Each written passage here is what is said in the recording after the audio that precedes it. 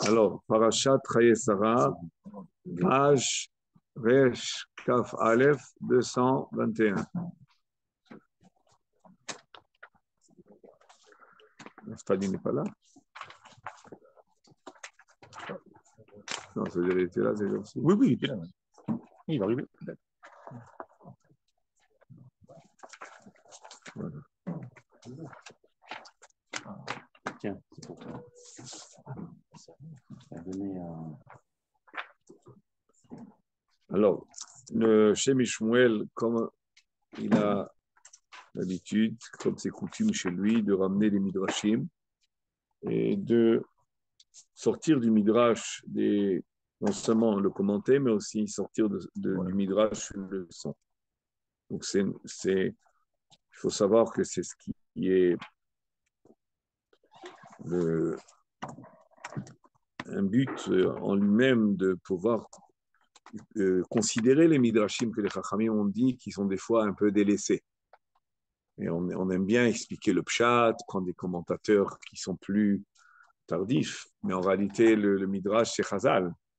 Le midrash, c'est Torah chez Be'al Peh, c'est Divrei Elohim Haïm, en eux-mêmes. Donc, comme souvent, on essaye d'en tirer une leçon. Alors là, il nous ramène un midrash fondé sur un verset, un passouk de Michelet. Ken, Abraham, tu vois, 221, Ken, Dibur Amatril, le midrash Rabbah, Ktiv. Il est écrit dans le passouk de Michelet. Eved maskil imshol beven nevish. Uvetoch achim yachalok nachala. Eved maskil, un serviteur intelligent, si on peut traduire ainsi. Imshol beven nevish, il domine un enfant qui est mevish. A priori, dans le pshat, on aurait dit mevish, c'est-à-dire un enfant pas sérieux, un enfant qui est agité ou qui est turbulent ou qui fait pas des belles choses. Alors c'est comme ça qu'on aurait compris qu'il even maskil, donc un serviteur qui est intelligent, imshol, il domine un enfant qui est de la famille, qui est lui pas un enfant sage. Et ce Eved-là, qui est intelligent, il pourra jouir aussi de la division des biens et d'hériter. Bon, le pasouk, on peut le comprendre, qu'un homme, quand il a un serviteur intelligent dans sa maison, il est mieux qu'un enfant qui n'est pas bien éduqué, qui n'est pas sage. Ça, c'est le pshat pashut. Mais le Midrash, lui, il dit Eved Maskil, c'est qui le Eved Maskil? C'est Eliezer. Umaï Askalato, en quoi il était intelligent? Où était son intelligence de Eliezer? Amar Kvar Kilelato, slicha, Sheloto Aish Biado. La malédiction de Sheloto Aish Biado, c'est-à-dire qu'il est descendant, Eliezer, de Cham. Et Cham, il a été maudit par Noach. Lui, et évidemment, c'est lui qui a été focalisé dans la klala de Knaan. Et Eliezer est descendant de Cham et de Knaan. Azamar, qu'il est la toche chez l'auto Aish Biado. C'est-à-dire, il parle de lui, mais il ne veut pas s'adresser à lui-même. Il dit qu'il est la toche chez l'auto Aish Biado. Elle est dans mes mains. Ça veut dire quoi, elle est dans mes mains? Ça veut dire qu'elle peut s'abattre sur moi. Qui est de quoi? D'être Eved Avadim. Il y a une malédiction d'être Eved. Et cette malédiction d'Eved, Shema Yavo Kushi Echad, peut-être qu'il va arriver un homme Kushi, un homme de toutes sortes, au Barbari Echad. Ce mot, on l'a entendu récemment. hein, au barbare Echad, Ishtabed bi, et il va lui m'asservir. Alors, comme je sais, comme il sait Eliezer qu'il est amené à être serviteur quelque part, donc d'avance, dans son intelligence, il fait son choix d'être le serviteur du maître préféré. Avant que quelqu'un vienne s'imposer à lui et la servir, il va lui-même choisir à qui servir.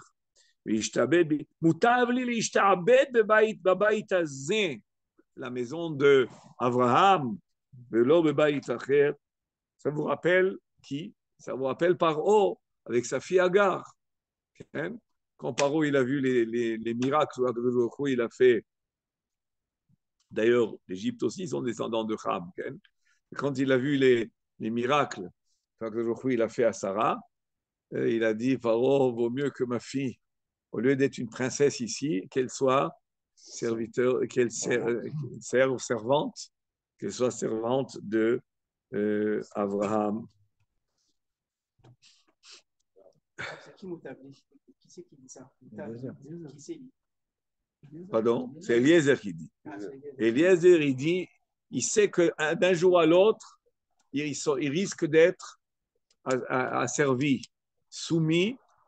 Alors, au lieu d'attendre d'être soumis, je veux devancer et choisir la personne à qui je vais être soumis. Imshol beven mevish. Imken, on voit que Imshol beven mevish, c'est-à-dire que Eliezer va dominer. Va dominer qui? Va dominer qui? Imshol beven mevish, c'est Yitzhak. Il va dominer Yitzhak. Alors, dans les commentaires du Midrash, on dit oui, il va commenter dans le sens de c'est lui qui va lui choisir sa femme, c'est lui qui va diriger la maison, c'est lui qui va. Donc, dans toutes ces actions-là, il y a une certaine domination. Mais c'est curieux que le Midrash parle ici où Imshol Beben Mevish. Est-ce qu'on aura une réponse à ça? C'est qu'on appelle Yitzhak Ben Mevish. Et comment on peut appeler Yitzhak Ben Mevish un enfant passage, un enfant passage, un enfant problématique? Ben Mevish. Ah, mais le Midrash, comment il explique? Le Midrash, il dit Imshol Ben Mevish, Mevish, c'est pas lui, il est biche. Et là, il est Mevish, il est Mevayesh. Ça, c'est le Lachon Midrash. Hein? Oui, c'est le Midrash. Ouais, c'est la suite du Midrash. C'est la suite du Midrash. Imshol Ben Mevish, c'est Yitzhak. Il va dominer Yitzhak, qui est Ben Mevish. C'est Yitzhak chez Biesh et Kol Umot HaOlam. C'est Yitzhak qui a fait honte à toutes les nations du monde. Besha'a, à quel moment il a fait honte à toutes les nations du monde? Besha'a chez Neekad al-Gabé Mizbeach, quand il a été Bémet attaché, nous liés sur le Mizbeach, sur l'autel, au moment de la Akedat Yitzhak. Non,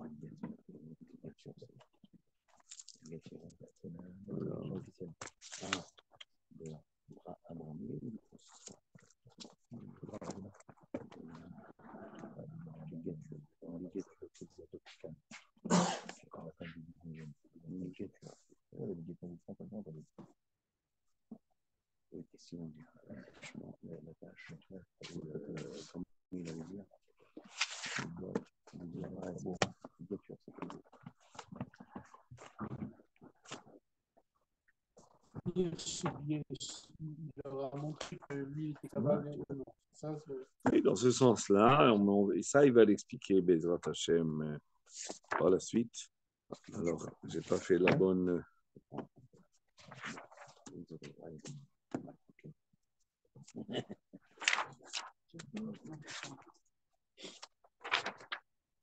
Ah, je peux payer.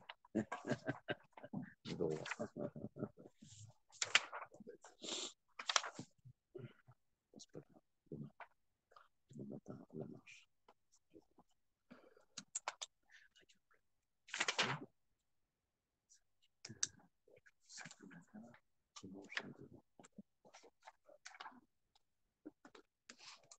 Oui, alors, les commentaires du Midrash, je veux dire, Imshol beben mevish.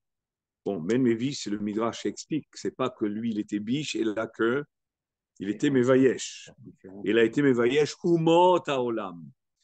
Mais ça veut dire quoi? Qu'il a dominé, que Eliezer a dominé Yitzhak, comme je vous ai dit, ou à part le fait qu'il était apotropos, c'est-à-dire qu'il était désigné pour le tuteur de Yitzhak. Oh, Pirusho, Shishlito al Yitzhak Beno, Leïnyan Azivug, Liot Paso, ça veut dire que c'est Eliezer finalement qui va décider, entre guillemets, la. Le chakran. Chavod, vous avez des feuilles pour nos chers amis. Moshe.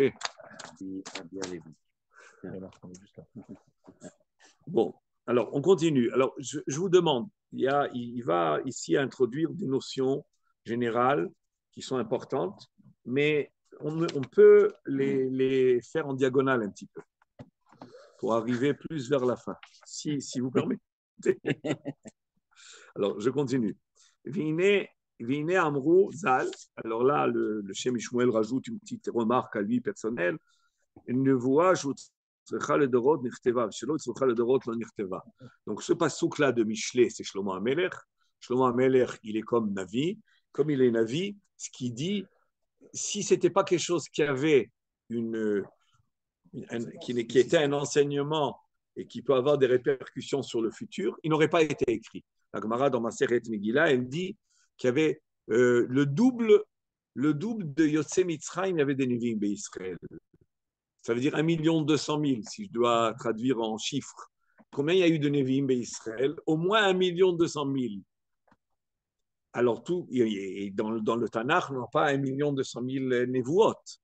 Et que les Nevuot qui ont émettre une nécessité d'enseignement pour les temps futurs, aussi bien au niveau spirituel, moral ou historique, entre guillemets, ceux-là, elles ont été écrites. Les autres n'ont pas été écrites. Donc, si les Michelet de Shlomo HaMelech ont été écrits, ça veut dire qu'elles sont toujours d'actualité. Toujours d'actualité.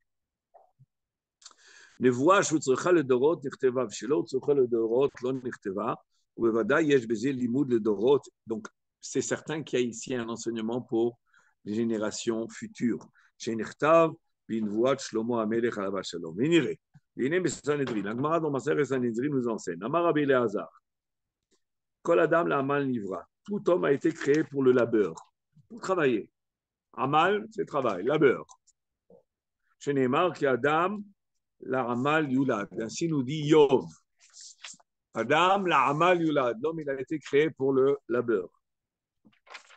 Tout le monde le sait, pas tout le monde le vit. Il est Eliodéa. C'est pas le Avodat. Oui, on y arrive. Sur soi, etc. Ça, c'est déjà des interprétations. On y arrive à l'Agmara. Donc, l'Agmara, dans Sanhedrin, ça des têtes, on dit En Yodea im la'amal penivra. Je ne sais pas s'il a été créé pour le travail de sa bouche, pour le labeur de la bouche, ou pour le labeur du travail. Puisqu'il a été écrit Adam la Amal ou Lad, Amal c'est un mot général. Donc de quel Amal tu parles? Je parle de Amal du travail, travailler, ou le Amal du domaine plus spirituel qui est la bouche, qui a qu'à. Okay? Alors, le passou, la Gemara ramène, il y a un autre passou qui a kaf alav pihu. Nefesh amela amlalo, ça c'est le début du passou. C'est un autre passou dans Michelet. Il semblerait que le Shem Ishmuel, il associe ce passou à un passou de Echa, mais je n'ai pas trop, il n'est pas dans Echa. Moi aussi, ça me disait un petit peu quelque chose, mais en réalité, il se trouve que dans Michelet. Bon, on ne va pas s'attarder sur cette remarque-là, qui a kaf alav piou eve omer, la mal penivra. L'homme, il a été créé pour le labeur de sa bouche. Quoi, akaf, c'est l'écof, c'est-à-dire qui a kaf alav piou, c'est si tu veux le joug de la bouche. C'est akifa. La akifa. Le joug, akifa, c'est. Oui. Comment on dit en français akifa? Les chof, quelque chose, quand on veut qu'une loi soit appliquée. L'application, tout simplement. Il y a plus que ça, non? Kov, c'est un peu plus dur.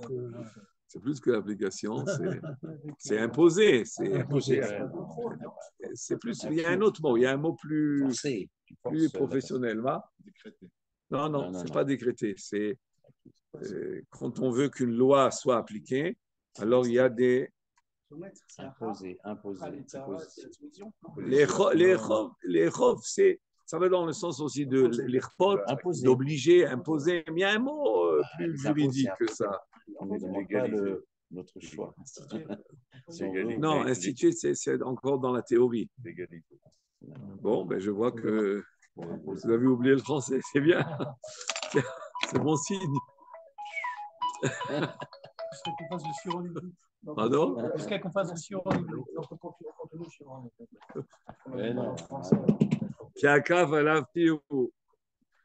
Nous avons nos frères qui akav alav piou eve omer la'amal penivra ve'adayin eni yoda im la'amal Torah ou la'amal sicha. Pour quel amal il a été créé? De la bouche. Le amal de la bouche, le labeur de la bouche. Quel labeur de la bouche? Le labeur de l'étude de la Torah ou le labeur de sicha, de parler? Il y a des gens qui sont très forts là-dedans. Le labeur de la bouche, ils sentent même pas qu'ils se fatiguent.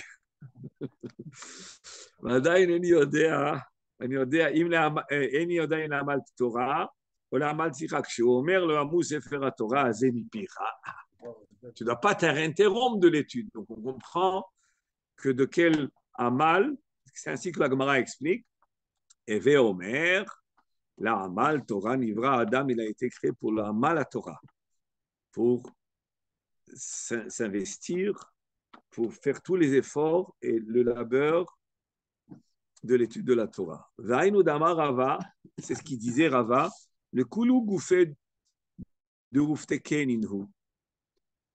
Touvé, des ached d'Aved de Feke de Oraita. Dur Fateke, comme il ramène ici au nom de Rashi, ou Piresh Rashi, Dur Fatke, Drufakte, Druftake, Druftake, Tarchanim.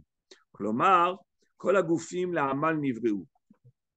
C'est qu'en réalité, le corps, rien que le corps qui a été créé dans le monde, il a été créé en réalité, il est destiné à être au travail. C'est-à-dire le corps en lui-même, il a été destiné au travail. Maintenant, pardon? Ouais. C'est-à-dire, il y a des mains, il y a des pieds. Donc, mais quel est le meilleur labeur? C'est ce qu'il dit Rava ici. Dans Marava, le Kulu Goufé, Drufteke Ninhu, Touvé, les désachés d'Aver Drufteke d'Oraita. Heureux celui qui a fait que son labeur, c'est quoi? C'est le labeur de l'étude de la Torah. Dans le gouffre, on parle à la bouche. Pardon? Il y a un maslow qui, on se pose des questions, on arrive à la bouche, on a mal de la bouche. Et ici, on a l'impression que c'est le corps, on revient encore. Non, parce que Rava, il veut dire que Rava, il veut maintenant, disons, conclure ce qu'on a dit. C'est-à-dire, l'homme, il a été créé pour travailler. Et le travail en lui-même, c'est bien. Et on va le voir tout de suite. Mais il y a l'essentiel du labeur que l'homme doit fournir, c'est quoi? C'est dans l'étude. C'est pour ça que Rava, il dit, bon, tous les corps sont destinés à travailler. Mais heureux est celui qui a orienté le travail dans l'étude de la Torah, c'est-à-dire dans la bouche. Et on va mieux comprendre. Yesh li bonnet. Alors, vous mettez le doigt avec moi, pour essayer d'accélérer. Yesh li bonnen bema she'amar eni yodea im la'amal melacha il la'amal sicha ad shutzrach lavi mikra megillat echa vesefer Yoshua. Il faut comprendre pourquoi il ne savait pas de quel labeur, quel est le labeur. L'homme, il a été créé pour quel labeur? Il a dû emmener un pasouk qui était de Echa, et comme je vous dis, ce n'est pas à mon humble avis, ce n'est pas Echa, et là c'est Michelet. Et d'autres pasouks de Michelet, on parle du Hamal. Ou Sefer Yoshua, Ve'agita lo yamu Sefer Torah, Mipicha, c'est dans Sefer Yoshua. Kare berav besifra oraita de Moshe. Pourquoi tu remets le pasouk si lointain où Parashat Kriyat Shema est écrit Veshinantam levanecha, vedibarta bam, veshivtecha bevetecha, velertecha vadecha, velimadetem otam ledaber bam, veshivtecha bevetecha. C'est écrit mevorach dans la Torah. Tu ramènes Yoshua bin Nun, lo yamus Sefer Torah azeh mipicha, Adam le pasouk de Kakaf alav piou et tous ces psukim là, mais c'est écrit dans la Torah. Même un enfant, il sait apprendre de la Torah elle-même, de Moshe. Du Kriyat Shema, on le voit qu'un homme, il doit quand שבתך בביתך, ובלכתך בדרך, ובשוכבך, ובקומך. כרבי רב ספרי דורי ופרשות קריאת שמע, השגורים מפיקול, tout le monde le sait. Pourquoi la Gemara, elle va chercher loin alors qu'on l'a si proche que de nous dans la lecture du Kriyat Shema? אך נראה דיני ידוע שעבודת האדם היא לברך הטוב מן הרע, שנפל בשבירת הכלים ובחטאו של האדם הראשון. On sait que le but de l'homme dans ce monde, c'est quoi? C'est de trier. De trier quoi? Le bien du mal. De retirer le bien du mal, d'extirper le bien du mal. Et où se trouve le bien? Il est mélangé partout. Partout, il y a du bien qui est mélangé, qui est enfoui, qui est dissimulé. Et il faut le sortir, il faut l'extirper. Quel moyen? Vine bema she'adam, il nous dit le moyen, vine bema she'adam mitgaber al yitzro vetiv'o. המושכהו לאחור להפילו לבאר שחת, ומשבר את חומת הברזל של המניות. Quand un homme, il se domine, il domine son instinct, il domine son yetzerara, il domine sa nature, המושכהו לאחור, qui le tire vers le derrière, להפילו pour le faire tomber, לבאר שחת, ומשבר את חומת הברזל של המניות. Et un homme, lui, qu'est-ce qu'il va faire? Il va casser les חומות הברזל, c'est-à-dire les murailles, les murailles en fer. Chez la Méniote, un homme, il rencontre constamment des obstacles. Un homme, il a toute sa vie des obstacles. Et maintenant, il y a deux sortes d'obstacles. Il y a des obstacles qui sont d'ordre de réalité, disons, d'organisation de ma vie. Mais même dans cela, et dans d'autres, il y a des obstacles qui sont des obstacles qui font appel au libre arbitre de l'homme, de faire un choix, de dominer le mal et qui se présente et les séductions qui se présentent. Ça peut être dans l'argent, ça peut être dans les passions, ça peut être dans l'orgueil, ça peut être dans le kavod, ça peut être dans toutes les avérotes. Et un homme, il est et évidemment dans le dibour. Évidemment dans le dibour. Vous imaginez combien? C'est comme ça qu'on explique souvent, nous. La Gemara, elle nous dit dans ma série de Brachot, Akol bidei shamayim, chutz mirat shamayim. Alors, comment on comprend ça? Akol bidei shamayim, chutz mirat shamayim. C'est-à-dire que tout est bidei shamayim. Mais tu as un domaine bien mesuyam, qui est ton travail. Là-bas, c'est ton travail. Mais quand on te dit chutz mirat shamayim, c'est pas si petit, c'est pas si étroit que ça. C'est tout. C'est 24 heures sur 24 en réalité. Akol bidei shamayim, c'est quoi? La parnassa, la brioute, toutes les dispositions de la vie, c'est bidei shamayim. Aval irat shamayim, c'est quoi? C'est être constamment dans le choix entre le bien et le mal. C'est quoi entre bien et le choix? J'étudie pas. Je prie. Comment je prie? Je prie mieux, je prie moins bien. Je m'efforce de mieux prier. Les brachot. Je vois quelqu'un qui a besoin d'aide. Je l'aide pas. Je le regarde, je fais semblant de ne pas le voir. C'est constamment. Ça peut être à la maison, ça peut être dehors, ça peut être au travail, ça peut être au Beth Knesset, au Beth Midrash. Et on n'est pas toujours conscient qu'on est en constante épreuve de faire le choix. Et ça, c'est un travail énorme. Et quand je réussis, et on réussit souvent, quand je réussis, ça veut dire quoi quand je réussis? C'est-à-dire qu'en réalité, j'arrive à dominer mon instinct, j'arrive à dominer ma tendance, j'arrive à dominer. Quand j'ai réussi à dominer, qu'est-ce que j'ai fait?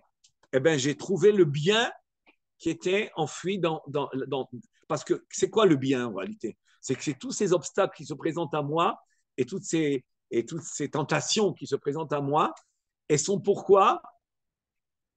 Pour que je les domine. Et c'est quoi le bien de la tentation? C'est le fait qu'elle m'a mis en situation où je vais pouvoir dominer. C'est ça le bien. Simplement en repoussant le mal, j'ai fait le bien. Tu as fait le bien. Et non seulement tu as fait le bien, tu as sorti le bien qui s'est trouvé enfui dans ce mal.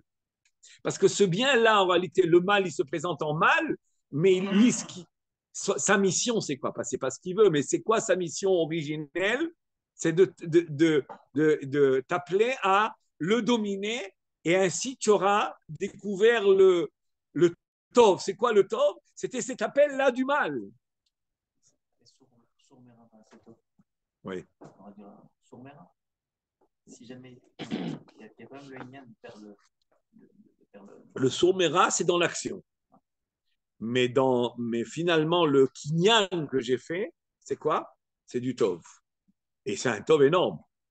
Énorme. Davka, dans la paracha de Shemi Shmuel, il parle de ça par rapport à Abraham et Sarah, qu'ils vont mériter ce qu'ils ont mérité parce que quand ils sont descendus en Égypte, ils ont tous les deux affronté ils ont surmonté des épreuves. Et ces épreuves-là, c'est ça qui les ont montées très haut. Mais bon, on en avait parlé plusieurs fois. Alors, והנה במה שהאדם מתגבר על יצרו וטבעו, המושכהו לאחור להפילו לעבר שחת, ומשדר את חומת הברזל של המיניות העומדות תמיד עלי דרכו, וכל העולם כולו ככותל לפניו להפריעהו מקניין שלימותו. Tout se dresse devant l'homme comme un mur qui vient le déranger à sa perfection. Et un homme tend à se parfaire, ou shoef la shlemut, il tend à se parfaire, et toujours il y a des obstacles. Et l'homme qui est intelligent, il comprend que ces obstacles sont en réalité pour l'aider à grandir encore plus. C'est une conception qui est évidemment... Qu'est-ce qu'il dit, Yosef? Là, ça me perturbe un peu. Il voit le monde comme un mur. Moi, j'ai envie de voir le monde comme le midrash de l'expression du combat. C'est là où il y a la possibilité. C'est ça, c'est ça le mur. C'est ça le mur. C'est ça le mur. Le mur, c'est l'obstacle qui t'amène à sauter le mur. Le saut du mur ou franchir. La battre ou l'escalader? Alors là, on peut dire c'est ou le percer ou sauter dessus ou le casser. C'est une métaphore. Un homme, qu'est-ce qu'il fait? Avec un grand kohar, il est mitgaber, baiser, ou motzi, ou mevarer, à tominara. C'est de cette manière-là qu'il va sortir le bien du mal. Ça veut dire que quand un homme, il a devant lui une épreuve, il se dit, oh, c'est pénible, hein? Ils se sont affrontés, ils se sont éprouvés, c'est lourd pour lui. Mais s'il savait combien ça l'élève, il prendrait ça comme des gâteaux fourrés, hein, des religieuses. Des religieuses. Les élikra amal melacha, c'est ce qu'on appelle le travail. Alors, quand la Gemara elle a dit pourquoi l'homme il a été créé, il a été créé pour le amal de la melacha, ou pour le labeur du travail, ou pour le labeur de la parole. Qu'est-ce qu'on a compris, nous? C'est travailler à l'usine ou aller étudier. C'est ça qu'on a compris? Non. On ne parle pas du tout de travail à l'usine. On parle de quel amal? Amal melacha, c'est-à-dire se confronter à. C'est oui, melacha.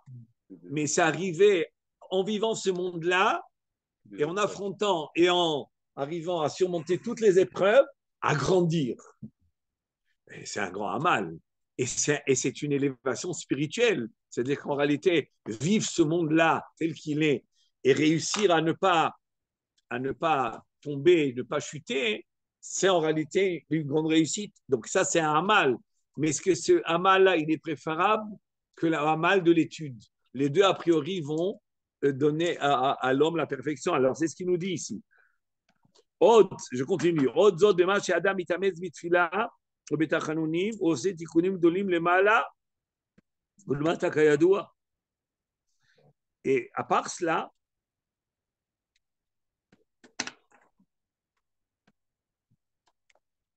quand un homme il prie, il va à travers la tfila arriver à sortir, okay? Puisque dans cette tfila, qu'est-ce qu'il va exprimer? Il va exprimer en réalité que tout ce qu'il veut de ce monde-là, c'est faire la volonté d'Hachem. Il demande à Hachem de l'aider à utiliser ce monde pour réaliser sa volonté. Donc, puisque c'est ça, ma tfila, c'est d'utiliser le monde pour arriver à faire la volonté d'Hachem, c'est ainsi que j'arrive à sortir le bien qui se trouve dans le mal. Puisque, voilà, je demande la parnassa, mais en réalité, je demande la parnassa pourquoi? C'est pour te servir. Donc, finalement, je prends le bien de la parnassa, puisque j'oriente la parnassa vers le service d'Hachem. Mais tout ça concerne quand même le monde, le vécu de ce monde-là.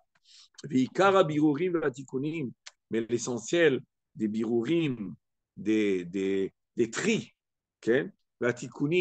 Et des réparations qu'il faut faire dans ce monde. C'est avec la Yegia. C'est pas le Hamal à Torah, c'est pas le Hamal l'Adam, le Hamal Yulad. C'est autre chose, ça. Adam, non, mais c'est ce que la Gemara elle dit dans Sanhedrin. Okay? Est-ce que c'est la Hamal à Melacha ou est-ce que c'est Hamal Piv? La Gemara dit c'est Hamal Piv qu'elle ramène le passouk que Adam, après qu'elle ramène la Adam, la Malulat qui est générale, qui a Kaf Alav Pihu. Après ça, elle ramène l'Oyamouch, Sefer Torah Zin, et Picha. Donc elle arrive à la conclusion que l'homme, il a été créé pour le Hamal à Torah. Alors il y a deux choses.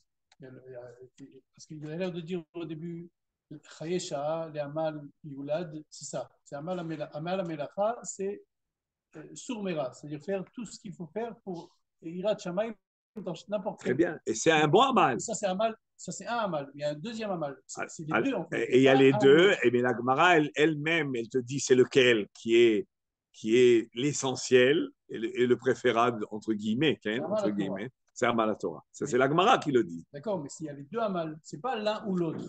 C'est quoi Adam, la Hamal Yulad? Quand la Gemara dit Adam, la Hamal Yulad, c'est lequel? C'est les deux ou l'un des deux? Apparemment, c'est les deux. Non, regarde la chose de la Gemara. Amar Rabbi Elazar, Kol Adam, l'Hamal Nivra, Shenemar, l'homme, il a été créé pour le labeur. En yodea, im l'Hamal Penivra, im l'Hamal Melacha Nivra, כשהוא אומר כי הכף עליו פיהו הווה אומר, l'Hamal Penivra, il a été créé pour le Hamal de sa bouche. ועדיין איני יודע אם l'Hamal Torah ou l'Hamal שיחה, כשהוא אומר להמוש, כן, ספר התורה הזה מפיך, הווה אומר l'Hamal Torah נברא. Comment tu comprends? C'est pas comme ça? Oui, il y a qu'un seul. Je ne comprends pas, justement. Non, tu es d'accord que c'est ce que la Gemara dit? Oui, oui, mais est-ce que ça veut dire qu'il y a les deux Hamal, un est à un niveau plus élevé que l'autre? Oui. Et c'est ce que je comprends. Tu as raison l'un ou l'autre. Tu as raison de comprendre. Non, c'est les deux et un qui est plus haut que l'autre. Ah, d'accord. Et c'est très vrai parce que c'est ce qu'on déjà on comprend que c'est comme ça. Comment il a expliqué le premier Hamal Melacha d'arriver à extirper et de trier tout le bien qui se trouve dans le monde avec la confrontation. Donc Vadaï c'est tov. C'est Vadaï tov. Ça a l'air d'être une matara en soi. C'est une matara en soi. Et on va voir, on y va. La diagonale elle est. Non, c'est la sourmira. La Melacha. Oui, c'est tov. Oui, sortir le sang bien, je dis, c'est ce qu'il a expliqué. C'est sourmira. Le sourmira, permet de sortir le bien qui se trouve mélangé dans le mal. Ah. C'est ça tout le Ikaron. C'est ce qu'on appelle cette notion-là qu'on voit dans le Harizal, dans le Zohar, d'arriver à sortir tous les nitzotzot à Kedusha qui sont mêlés dans le monde. C'est quoi les nitzotzot à Kedusha? Les nitzotzot à Kedusha, en réalité, c'est le bien que le mal t'apporte. Comment il t'apporte? En te mettant à l'épreuve, et quand tu surmontes l'épreuve, tu auras sorti tout le bien qui était enfoui dans le mal. Il faut faire attention. Il ne faut pas chercher la confrontation. Oui, bien sûr, c'est dangereux. C'est sûrement une des raisons pour lesquelles l'autre est préférable aussi. C'est-à-dire, okay? Bon, continuons. Continue. אבל כל אלה נקראים רק חיי שעה. ועיקר הבירורים והתיקונים הם על ידי יגיעה ועסק התורה, ומה שמטריד את שכלו. L'essentiel des birourim, des tikkunim qu'un homme fait avec le hamal, c'est ce que quand un homme il préoccupe son esprit, ou mashkia, et il enfonce rayonotav, ses pensées et ses idées, batora, qui Talmud Torah keneged kulam. C'est les birourim qu'on fait dans le Shvirat Ken. HaKelim. On sait que le monde il a été créé. Pardon? Rav, c'est inclus dans ce que dit la Torah, de Adam, Aïn, Lavod et Adama. Tout le labeur et c'était se faire pousser de la terre. Les Khamim, ils ont parlé de la Tfila, etc. Et on sait que ce Hamal-là, le bureau du Tov, du Ra, alors ça pourrait rentrer dans ce qui dit la Torah ici? Ken, absolument. C'est ce qui est un petit peu dans le sens de Roni. Oui, absolument. C'est-à-dire que là, on a donné une autre dimension au labeur physique et simple de la vie, au labeur qui permet l'existence de l'homme dans ce monde. Et Rabbi Nachman, dans une Torah, mais dans plusieurs endroits, parle de ça. C'est-à-dire qu'il parle qu'en réalité, finalement, le travail, quand il est fait avec une vie de Torah, un petit peu comme il dit Rabbi Ishmael dans la Gemara Maseret Brachot quand il est en opposition avec Rabbi Shimon Bar Yochai. Ça touche un peu ça. Rabbi Shimon Bar Yochai, qu'est-ce qu'il dit Rabbi Ishmael? Il est écrit V'agit avo yomam v'layla, mais il est écrit V'asafta deganecha v'tiroshcha me'itzarecha. Alors il dit Rabbi Ishmael dans la Gemara Perek Kesad Mevarchim. Qu'est-ce qu'il dit? Anheg bahem minhag derech eretz. Ça veut dire qu'avec la Torah, vit ce monde. Et ça veut dire quoi? Évidemment, je vais étudier, mais je vis ce monde avec la Torah. Et ce n'est pas simplement dans le sens, bon, tu fais les deux, quoi, Kodesh et Chol ou des trucs comme ça. Non, c'est tu vis le Chol avec entièrement la Torah. C'est-à-dire qu'il est entièrement, la vie de Chol, elle est entièrement dans le tikkun de quoi? De ressortir. Qu'est-ce qui a enfui là-bas pour m'élever? Il parle de ça, mais le problème de ça, et c'est ce qu'on a vu, est-ce que Moshe Rabbeinu craignait à l'entrée d'Eretz Israël, qu'un Israël va rentrer, et vous allez vous mettre au labeur de ce monde, et vous allez construire des maisons, vous allez manger, etc. Veram levavecha, veshacharta et Hashem elokecha, etc. C'est-à-dire que quand on rentre dans ce... C'est-à-dire qu'en réalité, un homme peut grandir énormément comme ça. Mais c'est risqué. C'est risqué. Pourquoi? Parce qu'un homme, facilement, il peut basculer et s'enfoncer dans la matière.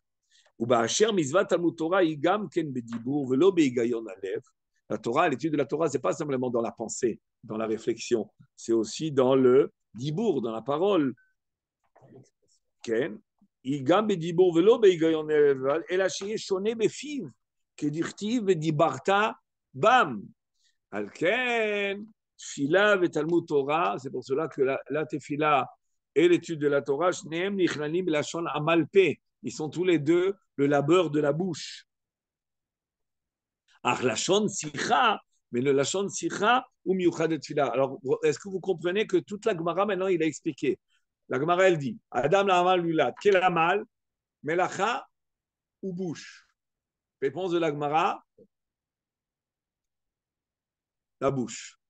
La bouche, Sticha, Talmud Torah, quelle sikha elle porte? Quand la Gemara elle a dit c'est sikha ou étude de la Torah, c'est quelle sikha? La tfila. Quel est l'essentiel du labeur? Est-ce que ça va être le labeur dans la tfila ou le labeur dans l'étude de la Torah? Réponse, dans l'étude de la Torah. Pourquoi? Parce que la tfila elle-même, elle est considérée comme chaye sha'a. Elle est elle-même considérée comme chaye sha'a, puisque je demande a priori, et comme la Gemara dans Masechet Shabbat, elle raconte qu'un des Amoraïm, il étudiait, est arrivé le moment de la tefila, disons minha, et il commence à bouger, il veut se lever pour aller prier. L'autre lui dit, alors, tu quittes le chaye olam pour aller faire chaye sha'a.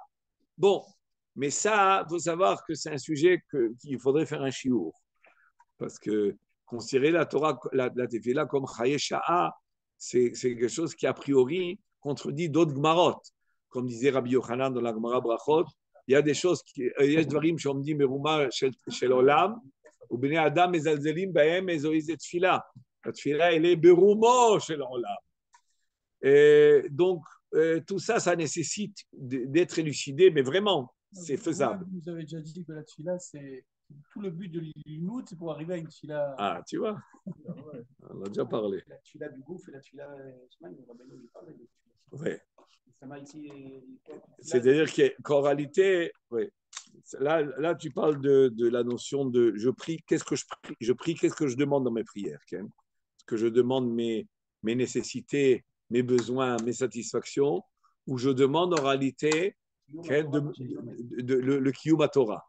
Ça, c'est un point. Mais on avait parlé aussi de ça, c'est qu'en réalité, pour qu'une fila soit tfila, c'est la première Torah de l'écouter Moira, entre parenthèses, pour que la tfila soit une fila, elle ne peut l'être qu'avec la Torah. Donc, le but, en réalité, d'après cela, ça serait la tefila, mais la tefila, elle ne sera jamais tefila si il n'y a pas la Torah. Pourquoi? Parce que tu ne sais pas à qui tu t'adresses et tu ne sais pas ce que tu demandes. Non, mais il faut comprendre ce que ça veut dire. Un homme, dans sa tefila, il dit Ashiva Shoftenu Gevarishona. C'est d'actualité. La minim et la malchinim. Tu sais ce que tu demandes, pourquoi tu demandes ça, à qui tu demandes, sans étudier la Torah, tu ne sais pas, même pas à qui tu t'adresses en réalité, tu ne sais même pas ce que tu demandes. Donc un homme, jamais il n'arrivera à la tefila béhémet sans étude et une étude réalisée aussi. C'est-à-dire mis à l'action. C'est très profond ça, c'est très vrai. Comme Karov Hashem lechol koreav, lechol asher ikraou béhémet. C'est quoi le chol asher ikraou béhémet? L'Arjourou, il est très proche. Il est proche de qui? De celui qui l'appelle avec vérité. C'est quoi l'appeler avec vérité? Le mot émet dans la Torah, c'est chotamo chez l'Arjourou. Le émet, ce n'est pas un petit mot. Hein? Appeler l'Arjourou béhémet, c'est quoi? On peut dire franchement, on peut dire avec dévotion, avec conviction, avec réveil, avec enthousiasme. Mais il faut aussi que je sais à qui je m'adresse. Il faut savoir qu'est-ce que je demande. Parce que tout ce qu'il y a dans la Hamida, mais pas que dans la Hamida, hein, entre autres dans la Hamida, en réalité, c'est le programme de la réalisation du monde, la Hamida. Et c'est pas genre, apporte-moi la parnassa, apporte-moi de la... C'est pas des demandes comme ça ponctuelles qui viennent répondre à des besoins. C'est tout ça, c'est la réalisation du monde. Okay? Depuis le début de l'Amida jusqu'à la fin de l'Amida.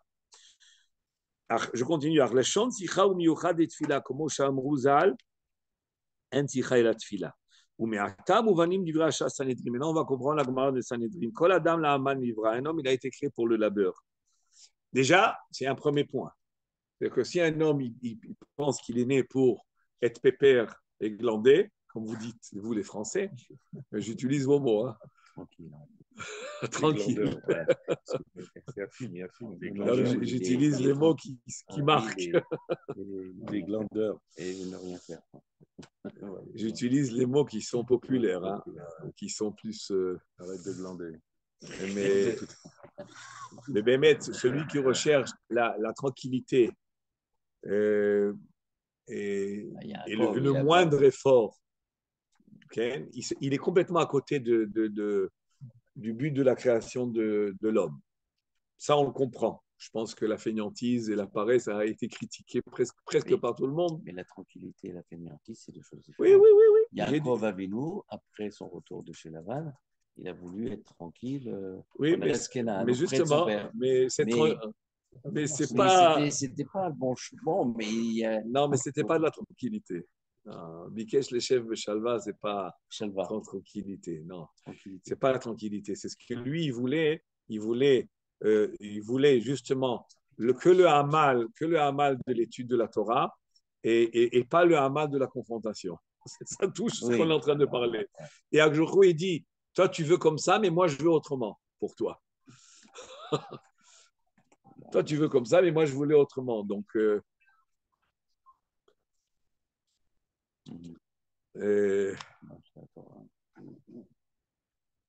donc le premier point d'abord, c'est d'être conscient, d'avoir une prise de conscience très forte qu'un homme, il doit se reposer pour prendre des forces. Il doit manger pour prendre des forces. Mais l'essentiel, c'est avancer. Avancer et travailler, endurer. Et jusqu'à quand? Jusqu'à 120 ans, Bezrat Hashem, avec toutes les forces qui restent. C'est-à-dire qu'il faut cette conception, parce que la conception aujourd'hui occidentale, quand même, est une conception qui a énormément détruit cette notion de Hamal. Ça veut dire que un homme, non, mais un homme, il travaille 8 mois pour être 4 mois en vacances. Enfin, j'exagère peut-être. Avec les parents. Et les vacances sont super bien organisées, avec beaucoup d'argent. Okay, et toute cette civilisation-là, ou cette culture-là, elle est pas bonne. C'est une mauvaise habitude. Un homme doit se sentir heureux dans le travail, heureux dans la réalisation d'une manière générale. C'est ce qu'il disait Rava dans la Gemara, que tout a mal, c'est bon. Mais heureux celui qui a pris le Hamal de la Torah. Je vais dans ton sens, Ronnie. C'est-à-dire, tout a mal, c'est bon. D'abord, il faut sortir qu'il faut mal. Après ça, et quand un homme il arrive à la retraite, il a le bonheur de pouvoir choisir maintenant le Hamal, de s'investir entièrement dans le Hamal de la Torah. Ça, c'est la retraite top, comme vous dites les Français. Il y a du bien dans la retraite. Ah oui. Bien sûr. On est payé par l'État. Bien sûr. Et là, la subvention du Kollel, elle est officielle. Un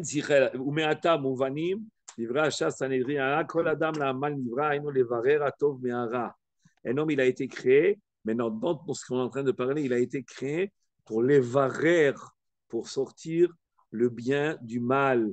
Et du bien, il y en a partout. Il y en a partout. Il y en a partout.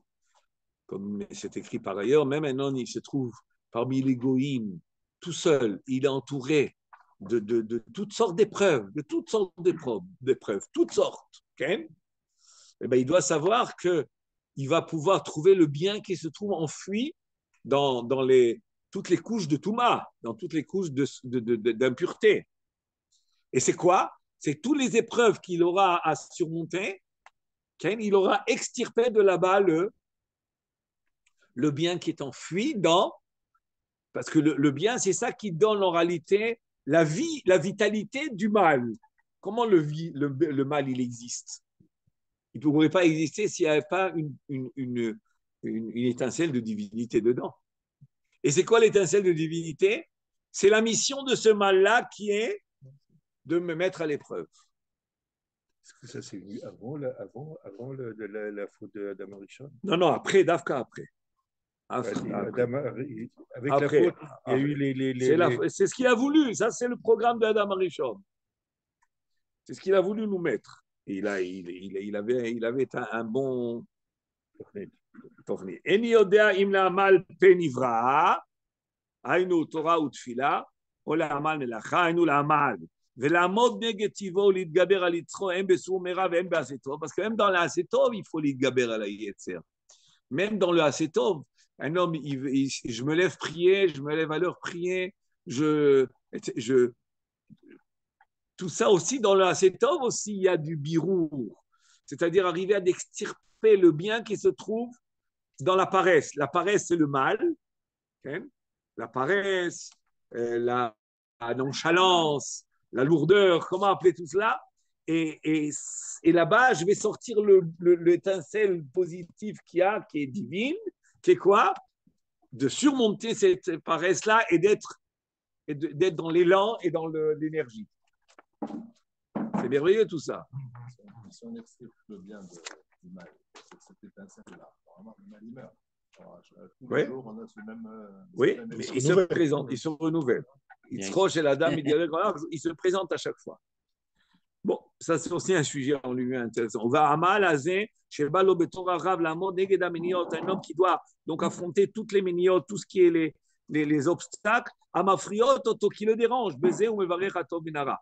Ou que chez Omer, Akaf Alaf Piou, quand le Passouk nous dit Akaf Alaf Piou, Ken, Vesham Medaber Minyan Mirou Kaïsorim Veragalut. Donc, dans ce qu'il a, le Shem Ishmael lit ce passouk-là qui est Akaf Alaf Piou à la galoute, comme je vous ai dit, de Megillat Echa. ושם מדבר מעניין מירוק האיסורים והגלות אשר לפי הסברה היה צריך להיות דווקא על ידי תורה סור מרע לדחות ממנו את הכוחות הרעים המתפשטים בעולם. ובכל מקום, malgré que a priori l'affrontement avec la galoute c'est dans savoir surmonter les épreuves de la galoute aussi, toutes les épreuves de la galoute, et ainsi retrouver le bien. Avec tout cela, on nous dit le passouk qui a kaf alav piou. ובכל מקום עליו פיהו, הרי שנדרש עמל הפה, ועדיין איני יודע אם לעמל תורה או לעמל שיחה, דהיינו תפילה. כשהוא אומר לו, ימוש ספר התורה הזה מפיך, ואומר לעמל תורה נברא. l'homme il a été créé pour le amal à Torah, qui עיקר הבירור נעשה על ידי היגיעה בתורה. L'essentiel du birour qu'un homme va sortir, d'extirper tout le bien qui se trouve ensuite dans le mal, ça va être avec la Yegiya Batorah. Parce que c'est quoi la Yegiya Batorah? La Yegiya, en réalité, c'est un labeur. Et tout labeur, c'est aller contre ma sensation, ma tranquillité et mon repos. Quand même, comment on va dire? Contre ma menouka, contre mon repos. Ouais. Contre mon état comme ça de rechercher la tranquillité. Et quand je m'investis dans l'étude, c'est quoi? C'est y consacrer du temps. Je pourrais aller me promener. Je me mets à l'étude. Et quand je me mets à l'étude, je m'investis à comprendre. Tous ces efforts-là, en réalité, elles vont énormément faire du bureau, c'est-à-dire qu'elles vont me nettoyer de tout ce qui est la part de ego que j'ai en moi. Parce que c'est quoi le ego en réalité? C'est moi, ma personnalité, ma tranquillité, mon repos. Et quand j'étudie la Torah, je veux comprendre la volonté divine dans l'étude. Et pour cela, je vais contre mon repos et ma tranquillité. Le Harizal, quand il a étudié la Gemara, quand je dis Halakha ici, ce n'est pas le Shulchan Aruch, il était à peine écrit. Et on le voit, je me forage que c'est en réalité une souga de Gemara, que de là je vais retirer la Halakha. La Gemara est appelée Halakha. Le Yerushalmi, par exemple, il n'est pas appelé Gemara, il est appelé Halakha. Mais c'est la Gemara. Et la Gemara, évidemment, je vais à l'Iba de Ilcheta, sortir de là-bas, on va arriver à la Halakha. Quand il étudiait la Gemara, le Harizal, il suait. Il suait. Et ainsi, il va arriver à détruire les forces du mal. C'est-à-dire l'investissement dans l'étude de la Torah, elle-même, au lieu de m'affronter au Yetzerara extérieur que je retrouve partout, j'arrive à détruire le Yetzerara par le Amal à Torah. Vaïnou Dama Rava, de Kulu Koufé d'Ofteki, Ninu, Piresh Rashid Tarchanim Hem, Aïnou Shatachlit, Amemukaj Menagouf ou Litroir. Le but du corps, c'est quoi? C'est évidemment le Hamal. Une chose qui arrive à l'homme sans avoir investi, sans avoir travaillé, ce n'est pas une acquisition, ce n'est pas une bonne acquisition. Trouver les désaquins, David Orseki, d'Oraita. Mais quand un homme, il mérite que son labeur et sa tircha, qui est Drufteki, Ken, elle est dans la Torah. Hainu, Ashurav, Ashrav le Adam, Jetichato Ibatora. Sheko Jetichato Batora, Eno Tsarich Od Shum Dikour. Un homme qui mérite à faire le birour et le tikkun et le zikour avec l'étude de la Torah, il n'a plus besoin d'un autre dikour. Mekabel alav ol Torah, et en réalité, c'est une Mishnah meforeshet dans Masechet Avot. Qu'est-ce que nous dit la Mishnah Birkei Avot? Mekabel alav ol Torah, ma'avirim imenu ol malchut ve'ol derech eretz. Alors, on pourrait comprendre un homme qui étudie la Torah, aujourd'hui, il va le dispenser. C'est pas seulement il va le dispenser. Le travail que tu aurais dû faire avec les travaux à l'extérieur, qui est d'extirper le bien, tu n'auras pas besoin de le faire à l'extérieur, mais avec l'investissement dans l'étude, elle va se faire. Donc, tu n'as plus besoin de l'affrontement avec les obstacles extérieurs pour le faire. Vous savez, les Gdolim, en général, par le fait qu'ils sont bien investis dans la Torah et ils vivent, ils respirent la Torah, en réalité, le Yetzer Hara commun qu'ils ont les hommes, à toutes sortes de passions, ils ne l'ont pas pratiquement. Ils l'ont très peu. Ils l'ont, mais pourquoi? Parce que la Torah les a transformés les a, disons, transformés en bien, puisqu'ils ont réussi à faire le birour et le zikour, et ainsi l'attirance vers les choses éphémères de ce monde, si ils l'ont fait comme il faut, évidemment, eh ben, elle a diminué au point que ça devient naturel.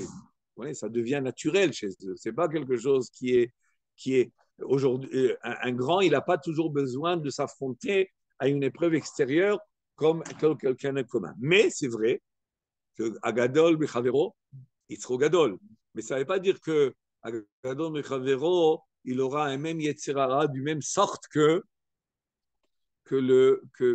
homme commun. Il aura un Yetzer Hara qui est plus grand dans le sens où la dimension du Yetzer Hara elle est plus haute. Ça veut dire que le Yetzer Hara, là, il est d'ordre de but qui n'est pas simplement assouvir des instincts, mais elle est d'ordre de trouver sa. David Amelech, il a trouvé finalement chez Bathsheba celle qui lui était réservée, qui lui était promise, qui a été créée pour lui, Mijé Shetemé Bereshit.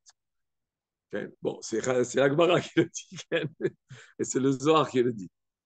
De toute façon, c'est confirmé par Akadosh Baruch Hu, puisque Shlomo il est appelé Yedidia, et qu'elle est restée permise à David Amelech, etc. etc. Pour nous, c'est difficile de comprendre ces choses-là, parce qu'on est trois, il faut comprendre les dimensions de des Gdolim comme David Amelech et comme tous les autres. On avait parlé de ça à propos de Shimshon, qui est plus difficile à traiter. Je continue. ולפי האמור יש לפרש דעבד משכיל, דכל איש צריך להיות בבחינת עבד לקבל עליו על מלכות שמיים. C'est-à-dire que Eliezer, il était Eved Maskil, c'est-à-dire qu'il était serviteur intelligent. Donc il était serviteur, mais il était serviteur intelligent. Et tout homme doit être comme Eliezer, être un serviteur intelligent, et travailler, s'investir avec toutes ses forces.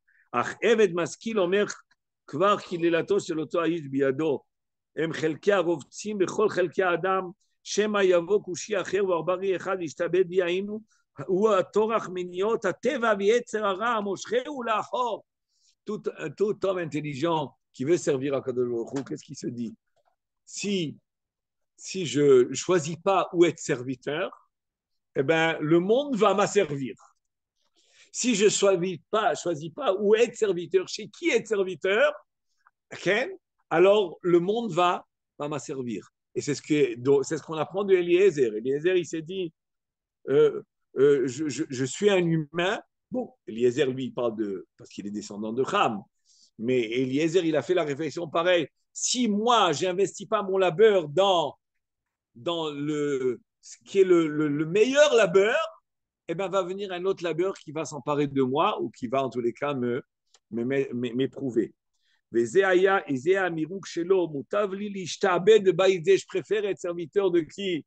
D'Abraham ou Beto Shel Torah, dans une maison de Torah, les Kabel, les Guiot, Veol Torah, et prendre sur moi le labeur et le joug de la Torah. Qui Mishu maskil ou Pikeach, un homme qui est maskil, qui est intelligent et clairvoyant. Le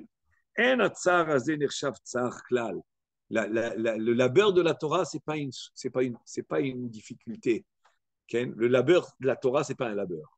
C'est un labeur, le plus grand labeur, mais en réalité, il n'est pas vécu comme un labeur. Il est un labeur, mais il n'est pas vécu comme un labeur. Ce qu'on dit, la Mishnah dans Pirkei Avot, Kachi Darka Shel Torah, Lechem, pas במלח תאכל ומים במשורה תשתה ועל הארץ תישן וחיי צער תחיה ובתורה אתה עמל, et si tu fais comme ça, אשריך. Il mange un morceau de pain, il boit de l'eau, il dort par terre, אשריך. Mais pas seulement אשריך, אשריך בעולם הזה ואשריך בעולם הבא. Olam Haba, d'accord, super Olam Haba. Oui, pourquoi? Parce qu'en réalité, quand un homme sent qu'il se réalise par le fait qu'il a Béhémet fait le nettoyage du mal et il s'est attaché au bien par le Hamal à Torah, eh ben, il se sent, il arrive Béhémet au vrai bonheur. Comme la Gemara, elle dit, Ramzou Beshaz, bon, ça c'est un remède dans la Gemara Ktuvot, Pikrot Sheben Omrot, Mefuta en la tsar. On sait qu'il y a un honest ou mefaté. Donc, quand un homme il fait honest avec une nahara, Betula, qui n'est pas mariée, alors il doit payer un knas au père et il est obligé même de la marier.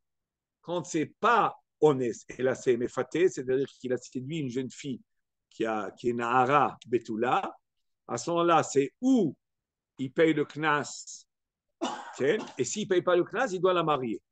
Là, il a le choix. Mais il doit payer quel knas? Le knas que la Torah a dit.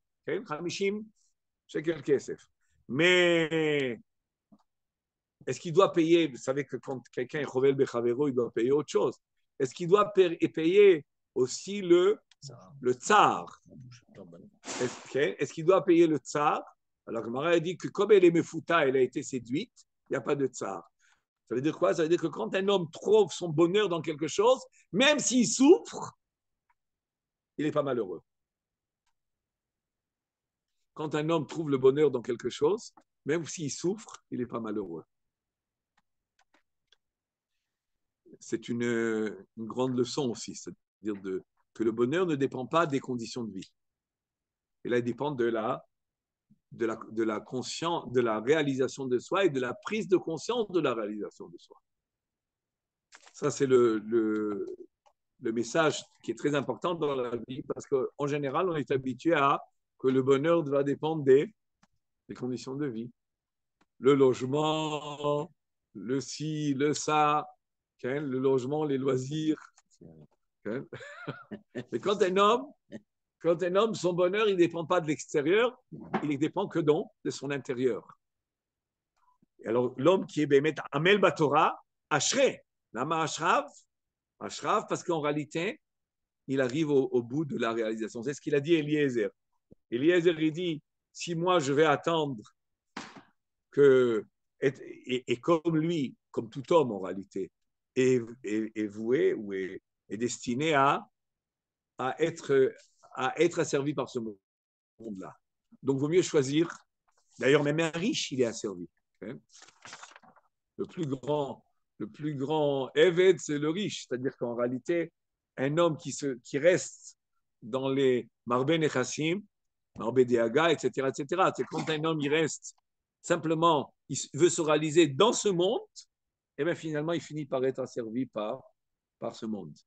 Mais quand un homme, il choisit d'être asservi dans la Torah, il a choisi la liberté. En lecha ben chorim, et là, mi chez osek batorah.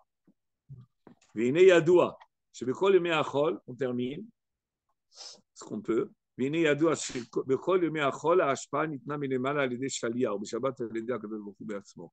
On sait que le chol, le shefa, l'abondance qui vient spirituelle dans le monde et qui se transforme aussi en matériel, elle vient de qui? Avec un shaliach. Elle ne vient pas directement d'Hachem, elle vient par l'intermédiaire d'un envoyé. Ou Shabbat, l'émanation se fait direct. וזהו הפירוש בה שאיתה בתיקוני הזוהר שבכל ימי החול מתאחדים על ידי מתת, כן, qui est un malach, ou בשבת על ידי צדיק חי עלמין. C'est-à-dire que c'est des notions kabbalistiques qui sait que le Shabbat, le Yom Chol, il y a quand même la Akadosh Baruch Hu se dévoile à travers des intermédiaires qui est Matat, qui est un ange qui est Matat, qui est le plus grand des anges d'ailleurs. C'est quoi? Oui, mais voilà. Je ne peux pas le prononcer entièrement. Et alors que Shabbat, non. Shabbat, le dévoilement divin, il est direct, sans intermédiaire. Et ça, c'est. Et il y a un remède dans ce qu'il Aïsh Mekadesh Bo Bishluchu. Un homme, quand il veut sanctifier, il sanctifie ou lui, directement, il sanctifie à Kavanah quand il veut se marier avec une femme. Okay? Aïsh Mekadesh. Donc lui donne les kiddushin directement, mais il a la possibilité de le faire à l'aider à un shaliach. Bo Bishluchu. Ou Mekadesh et Israël, Bo Aïnou Beshabbat. Quand est-ce qu'un jour il nous sanctifie directement le Shabbat? Et quand est-ce qu'il nous sanctifie avec un shaliach? Les jours de la semaine.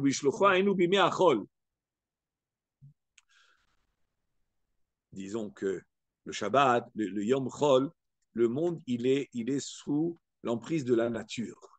Et Hu gère ce monde à travers la nature. Donc quand on dit Matat, c'est un petit peu, si vous voulez, Begadol, ce qu'on appelle, ça veut dire que le monde est géré à travers, évidemment,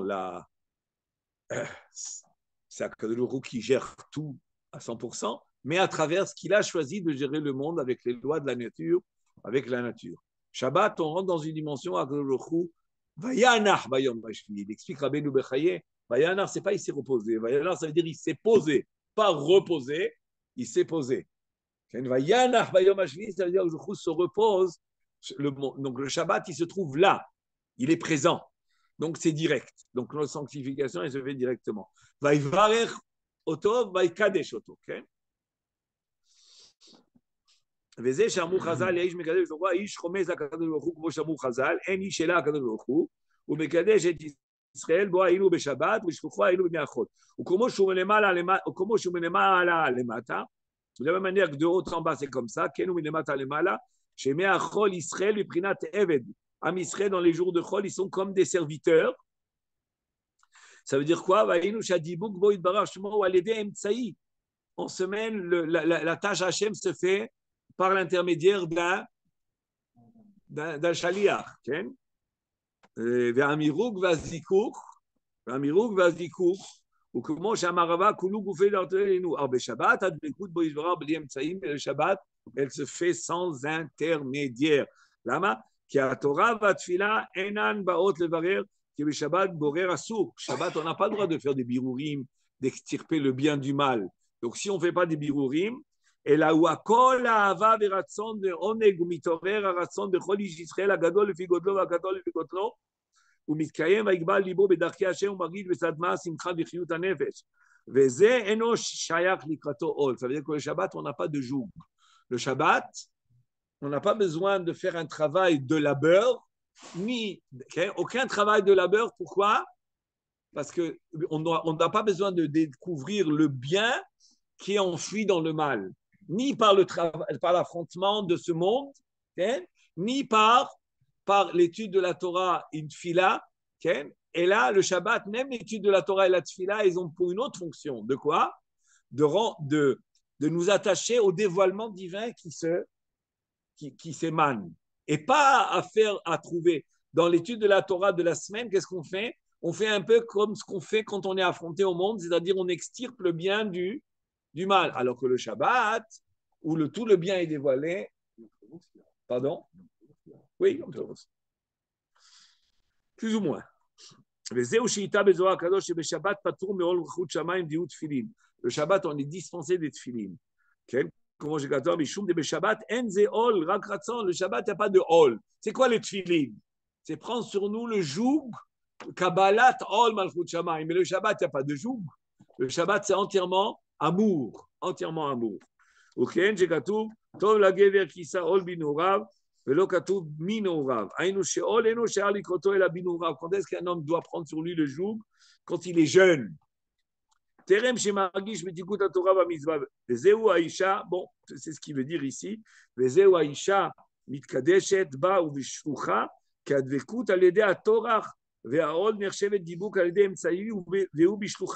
אבל בשבת שהדיבוק הוא בלי אמצעות הטרחה הוא הנקרא בה.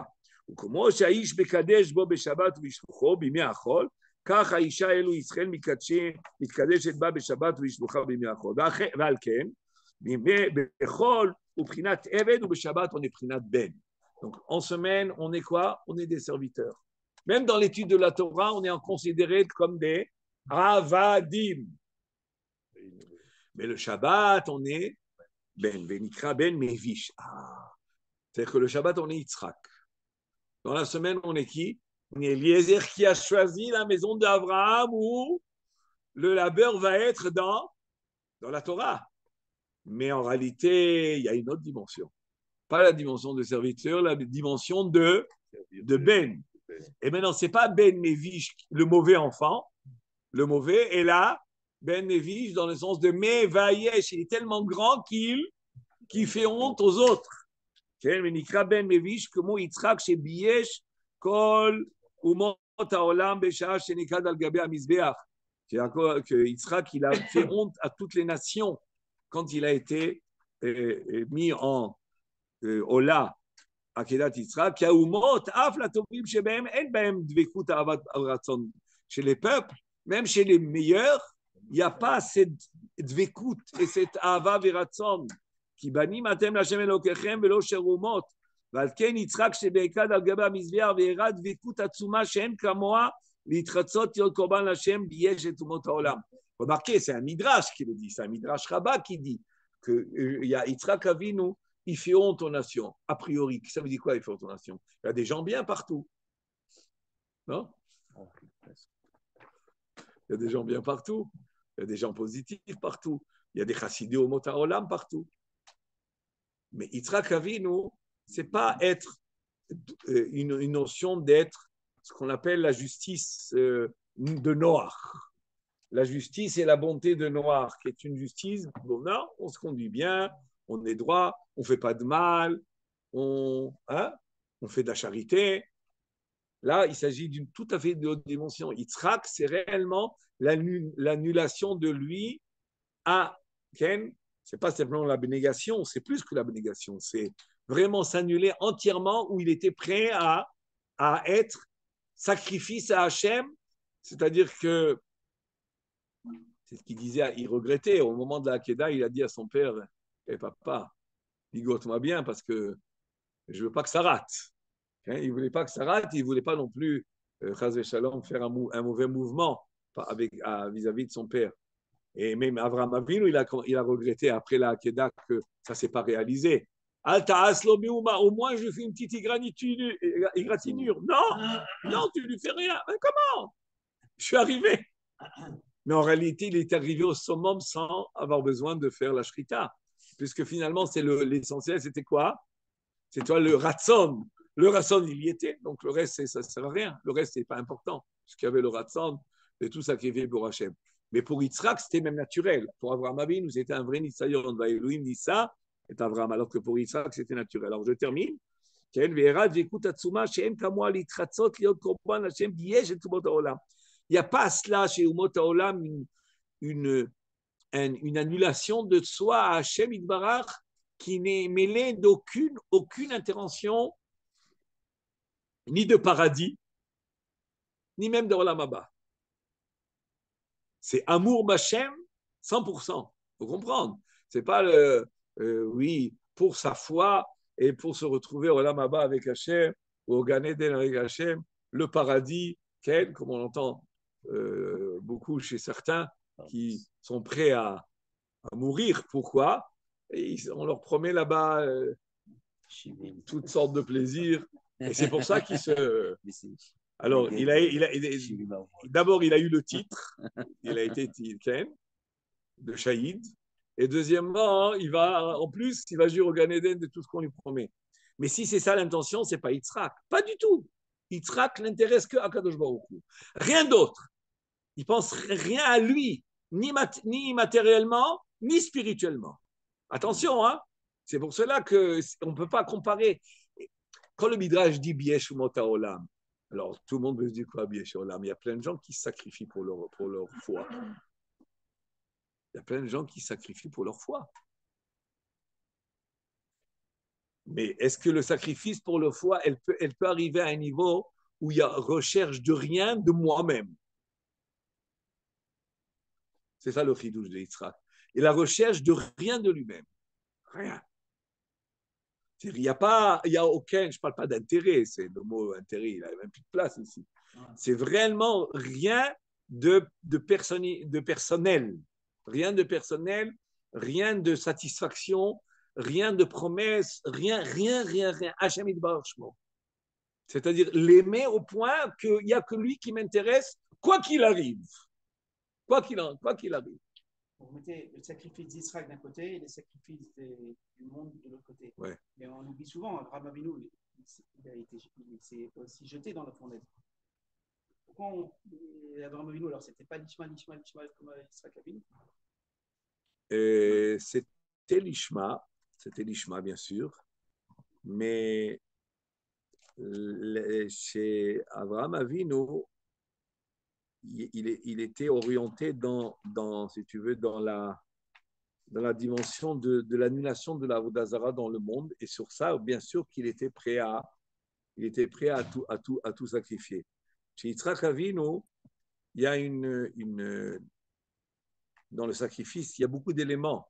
L'élément d'abord de la promesse, qui est une épreuve aussi pour Abraham Avinu, de la promesse qu'il va être Am Israël. Il va être Am Israël. Et il en est conscient. C'est Abraham Avinu. C'est Abraham Avinu, mais même Yitzhak. Et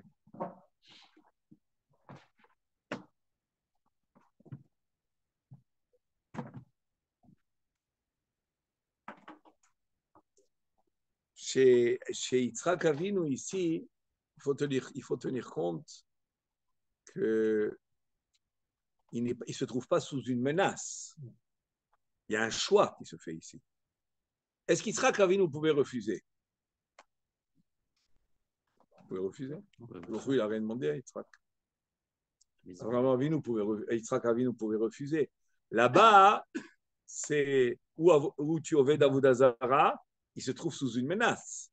Donc, c'est pas réellement, c'est fait entièrement. Okay? Il est entier, Avraham Avinu. Il suppose même pas qu'il va être sauvé, mais il est sous la menace, c'est-à-dire sous l'option de quoi? C'est la Avodah Zarah. Ça, la Avodah Zarah, Avraham Avinu, il ne veut pas. Il est prêt pour ça de se sacrifier. Mais Yitzhak Avinu, quoi? Yitzhak Avinu, il est entièrement dans l'ordre de l'amour d'Hachem. Est-ce que tu entends Non, c'est très important. C'est-à-dire qu'il n'y a pas ici il ne se trouve pas sous... Il n'est pas sous une... la contrainte. Oui. Abraham, il y a une contrainte. Abraham Avinu, il est quand même sous une contrainte. C'est-à-dire que s'il ne se jette pas à la fournaise, il va être Oved Avodah Zarah. Ça, non. Alors, ça vient par la négation de la Avodah Zarah. Alors que là, ça vient par l'adhésion à vouloir être sacrifice pour Hachem Yitbarach. Alors, je reste sur ce point-là, qui est très important, c'est qu'en réalité, c'est ce qu'Akadosh Baruch Hu va répondre au sar de Ishmaël, qu'on a déjà dit. Qu'est-ce qu'il répond au sort d'Ishmaël? Ishmaël, il a fait la Brit Mila et il revendique le droit d'Eretz Israël.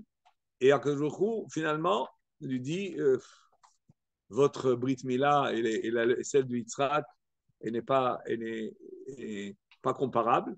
Et pourquoi? Il faut comprendre pourquoi. C'est que dans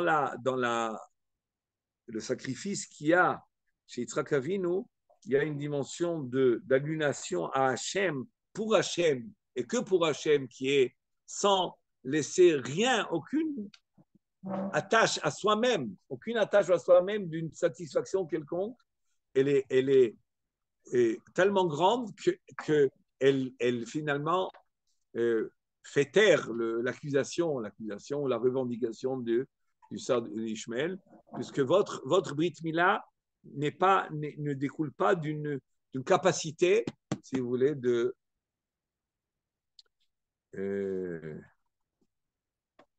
quand Abraham Avinu il a fait la Séouda, vous vous rappelez est venu le Satan pour chaque jour, il a dit t'as même pas offert rien. Il a fait une Séouda là-bas, il y avait Shem, Ev, Avimelech, tout le monde là, les grands là-bas, assis au repas, et pour toi, il t'a rien offert, aucun sacrifice. Et qu'est-ce qu'Abraham Avinu a répondu?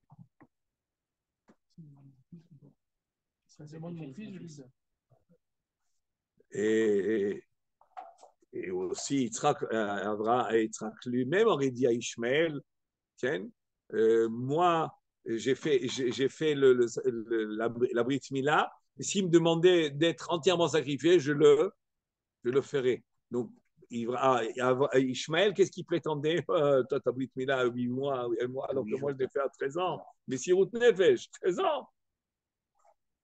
Et qu'est-ce qu'il lui répond, Yitzhak? Regardez, c'est Bémet, ce qu'on comprend ici. Qu'est-ce qu'il lui dit? Si Akjochou me demandait d'être entièrement sacrifié, je le ferai. Ça veut dire que c'est vrai que la Messirut Nefesh, et c'est ça que le Sar d'Ishmaël met en avant. Qu'est-ce qu'il met en avant? Israël nous appartient, pourquoi? Parce que nous, la terre d'Israël a été promise à celui qui fait la Brit Mila, et nous, on l'a fait Messirut Nefesh, comme on l'a dit, la semaine dernière, il y a 2 semaines. Et donc, on mérite Eretz Israël. Mais qu'est-ce qu'il va répondre à Kadosh Baruch Hu? Il va répondre, oui, mais la Brit Mila de Yitzhak, malgré qu'elle est sans Messirut Nefesh apparente, elle est faite sur celui qui a entièrement le pouvoir de s'annuler à Hachem. Et il n'y a qu'à lui uniquement que revient Eretz Israël. Et c'est comme ça que Kadosh Baruch Hu va finalement refuter tous ces arguments-là qui sont affirmés par... Il voulait aussi monter sur le Moria. Shabbat Shalom, pardon. Il voulait aussi monter au Moria. Il était avec, c'est Abraham Avinu qui l'a refusé. Ouais. Il lui a dit reste en bas, ne monte pas avec Eliezer. Il voulait aussi participer à la Shabbat Shalom. Shabbat Shalom. Shabbat Shalom.